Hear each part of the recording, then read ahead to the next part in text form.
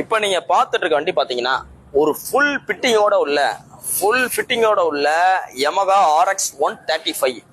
இப்போ இந்த RX 135 100 மொதல் வீடியோ பாக்குற ஆளுக்கு ஒரு குழப்பமா இருக்கும். என்னங்க டோர்ல 100 போட்டிருக்கு, நீங்க RX 135ன்றீங்களே அப்படின்றீங்க.